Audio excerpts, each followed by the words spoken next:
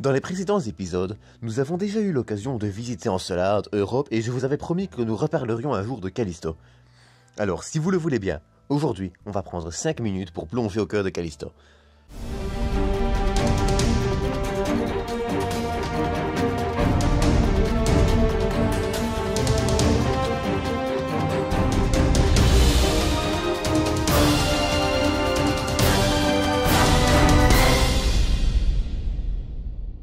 Alors, avant de rentrer dans les détails, on va juste revoir les bases. Callisto est l'une des 4 lunes galiléennes de Jupiter, avec Europe, Ganymède et Io. Découverte en janvier 1610 par Galilée avec ses 4 sœurs, d'où leur nom de satellite galiléen.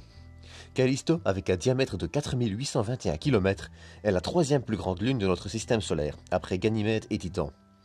À titre de comparaison, notre lune arrive à la 5e place avec un diamètre de 1737 km. Pour terminer les présentations, Callisto est âgée d'environ 4,5 milliards d'années, et elle s'est formée en même temps que Jupiter. Sa surface est la plus ancienne du système solaire, en témoigne le nombre de cratères d'impact visibles à sa surface. Bon, vous vous en doutez, si cette lune a fait partie des lunes glacées de Jupiter, c'est pour une bonne raison. Callisto dispose potentiellement d'un océan d'eau liquide sous sa surface, ce qui fait d'ailleurs remarquer que l'eau, si précieuse à la vie telle que nous la connaissons, semble beaucoup plus présente dans notre système solaire que ce que l'on pourrait d'abord penser. À ce propos, si vous désirez en apprendre plus sur le sujet, je vous recommande d'aller voir la vidéo du petit astronome sur le sujet, qui sera normalement en fiche et dans la description. Par la même occasion, je vous encourage à aller vous abonner à sa chaîne, vraiment. Contrairement à Ganymède et Europe, beaucoup plus proches de Jupiter, Callisto n'est pas chauffé par l'effet de marée que ses sœurs subissent, ce qui signifie que son cœur est beaucoup moins actif et cela s'avère avoir des conséquences assez néfastes pour un océan, comme le fait qu'il puisse geler beaucoup plus facilement.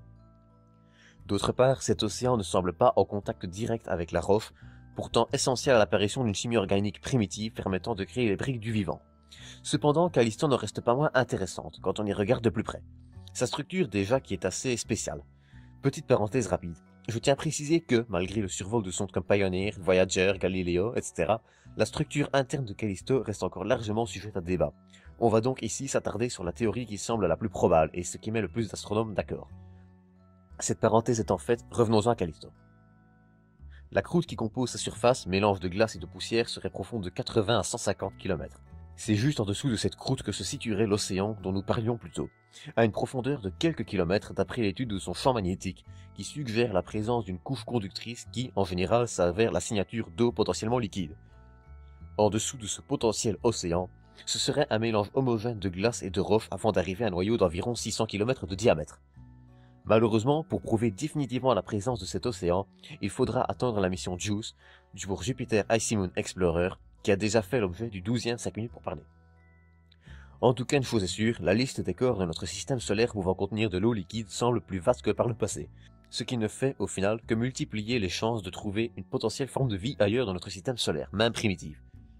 Mais ce n'est pas la seule chose qu'il y ait d'intéressant à découvrir à propos de Callisto avec la mission JUICE. Comme je l'ai précisé en début d'épisode, sa surface très ancienne a très peu évolué au cours des derniers milliards d'années. Et pouvoir l'étudier de plus près et en apprendre plus sur Callisto pourrait nous permettre d'en apprendre bien plus sur notre système solaire et sa formation, etc. C'est tout pour cet épisode, j'espère qu'il vous aura plu. Si c'est le cas, vous connaissez la chanson. Quant à moi, je vous dis à très bientôt pour un prochain 5 minutes pour parler.